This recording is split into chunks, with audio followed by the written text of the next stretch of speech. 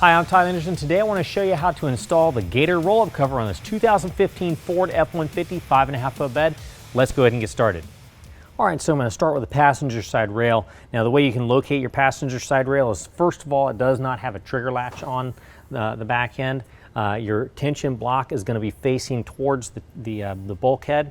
We're going to want to take this seal, push it up against the bulkhead, rotate the rail in place, and drop it down to where the seal goes up against the tailgate. Once we've got that in place, it's always handy to have a squeeze clamp. Set it in there and hold it while you attach the clamps. All right, so now we're going to take our standard clamp. We're going to pull the nut out to where it's spread apart. We're going to take and set that up into the rail. We're going to make sure the grooves in the clamp marry properly into the grooves in the rail. And we're going to hold that in place while we tighten that clamp down. We're going to use a 1/2 inch wrench or ratchet to tighten that down. Next, we're going to the center clamp. We're going to install that the exact same way. First, tighten it finger tight.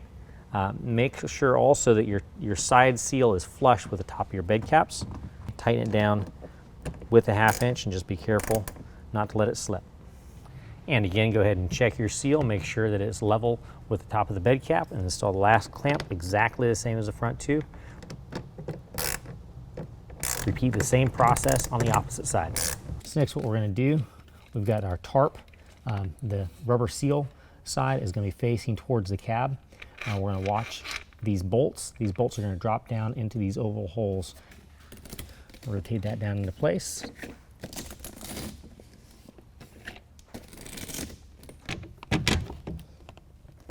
Next we're going to take our provided flat washer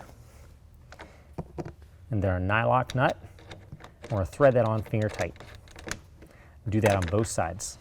All right, so now what we want to do is we want to pull the head rail up to the tension block, just like so, close that gap, and we're going to use a 9/16 wrench or ratchet, and we're going to tighten this nut in place.